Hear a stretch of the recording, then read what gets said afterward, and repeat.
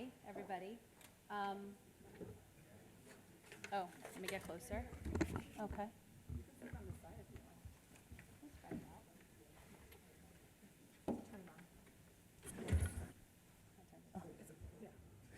Hi. For those of you that don't know me, I'm Lauren Kanter. I am the chair of the design committee on this project. And I've had the pleasure of working with Alan for over the last 3 years. 3+ years.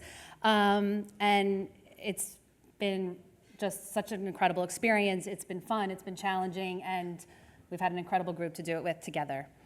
We certainly didn't do it alone. I didn't do it alone. We had an amazing design committee who you'll hear more about, and we met for many hours to discuss carpet and tile samples and wall colors and lighting details, room layouts, and we tested the comfort of seating. We tested how to stain the fabric and clean it. We kind of did it all. And we had a few main goals that led our discussions. First and foremost, we wanted to lighten and brighten the space in here, in the lobby, really throughout, and making sure at the end it all worked back together. And at the same time, as we lighten and brighten, we want to make sure we retain the warmth, which was very, very important. So we kind of are still doing that with materials we're bringing in, but with colors and placement of furniture and many details to make sure that comes through. We wanted to make the space as functional as possible for the needs of our congregation today, and also do that while maintaining the current footprint. So that was really important. It included moving certain walls, deciding how to use certain spaces. A lot of that was debated, and I think we got to a really good place, and we'll talk about more detail with that. We really wanted to respect the design and the architecture that was already here. The ceiling and the beams, the lancet windows, and the pieces that still feel like Barnert and were here from the beginning of the building, and kind of update and modernize around that. And mostly we wanted to create an updated space that our community feels connected to and is proud of. So I'm going to pass it over to Alan, who's going to share a little more detail of that design work and how we tried to reach these goals. Thank you, Lauren. You said Lauren was going to be nervous. I am. The last time I was on a bima behind the Amud was at my own bar mitzvah.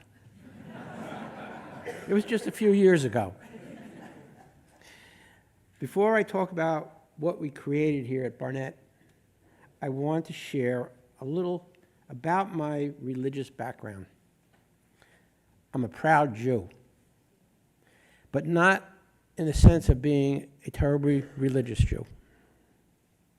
I attended Hebrew school, or at least my mother thought I did. She would drop me off at the front door, and I would walk in and proceed right out the back door to the ball field, which was down the street. When it came time for my bar mitzvah, the rabbi told my mother, "How can he be bar mitzvahed? He's never been to Hebrew school." My mother was shocked. But interjected my grandmother, who was an Orthodox Jew. She wouldn't hear of it. So she went and told the rabbi he's being bar mitzvahed, and he'll be bar mitzvahed on a Thursday. And for many of you who may not know, Thursday was probably the original day for bar mitzvah, until it became a commercial thing to do on Saturday. So I did have a bar mitzvah. I had one line, and for my Haftorah, I probably blew that too. But anyway, I got through it. Why am I telling you this? Well, when I was being interviewed for the Barnert project, I honestly felt it's never too late to try to understand more about my religious background. I also felt I could contribute something from my professional training as an architect to the experience of being in a temple, and not only in the spiritual sense, but in the environmental sense. it would be a place where people, congregants would come and want to be, and weren't there only for the need of being here for the religious sense, but also wanted to really be in a home. As Lauren noted, the building committee wanted to create a light, bright, warm, and homey feeling. How did we do this? And I say we, as you've heard so far, and you'll hear it again, this was really a team effort. And I didn't do this by myself. And there was a lot of back and forth, and that's putting it mildly.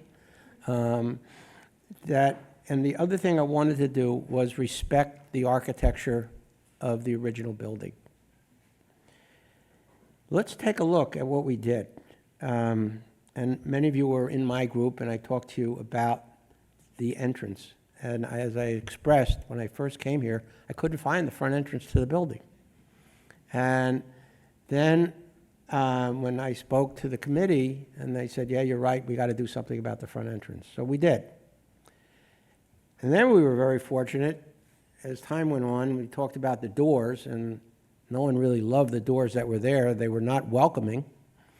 And the rabbi came up with the idea of, why can't we develop something that tells the history of the synagogue of Barnert from the time beginning to present day?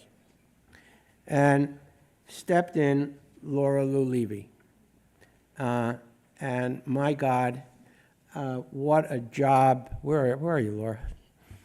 This woman is a treasure. You're so fortunate to have her as a congregant here. I can't thank you enough.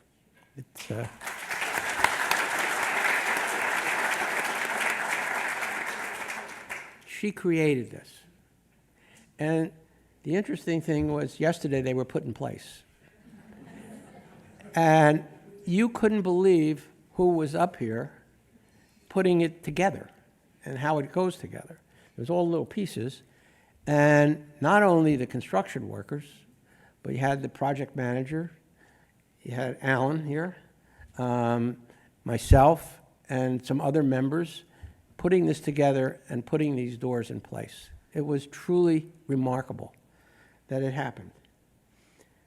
Other things that we did was we realized that the lobby and that wasn't really inviting when you finally walked through the doors. It was sort of dark. A lot of, what was the word I used before? A lot of Hazarai, if you will, on the walls, and just a mishmash. And we wanted to do something that would brighten it and making it even more welcoming.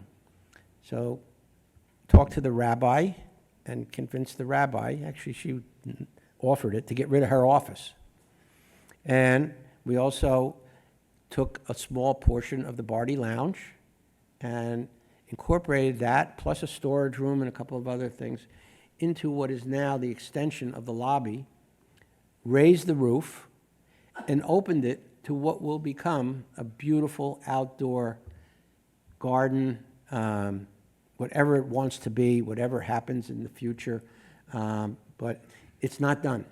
And that's one thing that both Laura and I have to tell you, this project is far from finished. There's a lot yet to be done. We're hoping that in a month or two, we'll be much further along, and you'll see it in all its glory. But now, let's look, because we're all here in the sanctuary, and Rabbi, can you, one of the first things we did is the lancet windows were so beautiful, and never seen anything like it. So we decided that we'd like to keep them, and I know that in the morning, the eastern sun comes through these windows and blinds the congregation. So we put a shade outside. Eventually, in the next couple of weeks, there will be lights lining the outside, which will light those windows in the evening, or if it's a cloudy day. So we'll always be able to enjoy these beautiful windows. We further decided that one way of offering the congregation more warmth and togetherness was to be able to project the service that's going on the bema. So we installed, I don't know, do I do this, Rabbi, or?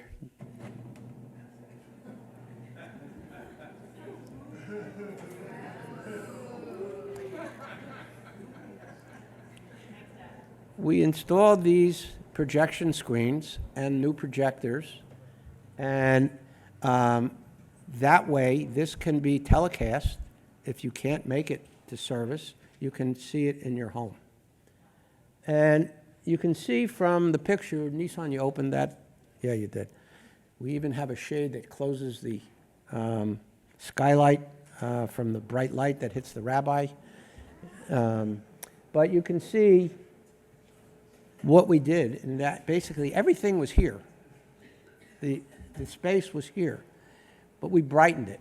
And what you don't see and never will see is all the detail that went into this. And I'll just point out a couple of them. Every panel that's on these walls is an acoustic panel. Every one was designed independent of one another. Some are absorbent and some are reflective. One of the critical things was that the acoustics in this space was terrible. And I hope you all can hear me very well from where you are. So that was a thing that we worked out with an acoustic engineer, and we made it into an architectural feature of creating these panels to make it interesting. And boy, did we go through a lot with the covering of these panels. So, but I think what we wound up with really works. A lot of people have said to me, were those windows there originally? And I said, yeah, they were, but you really didn't see them because it was lined with gray block. And the other thing we did was lighting. I hope you all noticed it, that it's so much warmer in here. And that has to do with the light. And the thing that we did was we built this cove all the way around the sanctuary, and in it are lights that go up onto the ceiling and actually bring out the beautiful wood and bring it down to you, so it gives us a real sense of enclosure here. So that was another element. Another thing that you'll see in the not-too-distant future is there are lights now on the outside of the building that will light up these windows, the leaded glass windows, both these up above and those on the north and south walls will all be lit.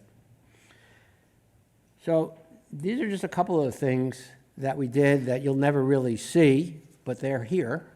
And it really, I think, made a big difference in what this space is about. There are many other things I could address, but I won't, because I could go on, and you'd get bored. But the bema, I might add, was pushed out, even though I'm back here now, where it was originally. But it gives the rabbis the opportunity to be more involved with the congregation. And it gives the musicians a place to be in front rather than pushed to the side. So that was another thing. The other thing that we did was we lowered the bema in order to accommodate the ADA, or the physically challenged individuals. So we have a ramp over here that goes up. I don't know if we're opening the ark. Are we going to open the ark? No? Anyway, we lowered the where the towers are, so that somebody who is disabled can actually reach in and grab it, and then be part of the service. I would like to leave with this last comment. I was recently asked, actually by Alan, what I thought the greatest thing was that I got out of this project. Well, I'll tell you that I feel much closer to my Jewishness. I have a greater understanding of a temple as a home. And more than anything, I have trouble with this, I have made what I hope are lasting friendships with the individuals that I have had the pleasure of working with over these past 3.5 years. I would like to thank the building committee for awarding me this opportunity, and I'm very proud of what we have done here together. It's my home. Oh, you should also know that I know my mother and my grandmother would be very proud of what I helped create here at Barnert Temple. Thank you.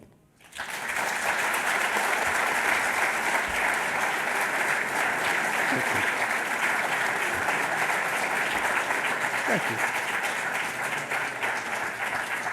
You done? Couple quick things. Yeah, I'm not leaving yet, sorry. Just a couple quick things. Even though Alan and I can swirl in the details of how this all came together forever, Alan Lieber asked me to speak a little, just quickly, from a congregant's point of view, and there's two things that we touched on a lot, so I'm not going to keep going about things we already talked about. But going back to the lobby, in early discussions, the thought there was, we talked about how on the holidays and after services, the way it was before, everyone kind of left the service and you felt rushed into the parking lot. There was nowhere to gather. There was nowhere to say Shabbat Shalom, happy holidays. And so again, it wasn't just about the colors and the furniture and everything that looked so beautiful, but that was such a big piece. And as Alan spoke, the rabbi gave up space. We gave up space because that was important. And it felt important to the design committee to have not only the sanctuary, but what's the piece in between the parking lot and the sanctuary that brings us all together before and after. So I wanted to point that out. And also the fact, as you see tonight, that we wanted this to also be used for life events. And there's details we haven't even touched on yet, lighting in the social hall, blackout shades, every dimmers, things that if you wanted to hold an event here, you could at different levels and capacities. So that's something worth noting. So now I'm going to move on for everybody, and I'm going to hand it over to someone who needs no introduction. But I do want to say that Rabbi Steiner was an integral part of this design process. She's the first to tell you that she does not have design expertise, but she was extremely helpful and was an incredible leader and partnership and partner and collaborator. I know she wanted everything in here purple, but she stayed open-minded and she stuck it out. And I promised her we'd still get some in. So Rabbi Steiner, I loved working with you, and I will hand it over to you.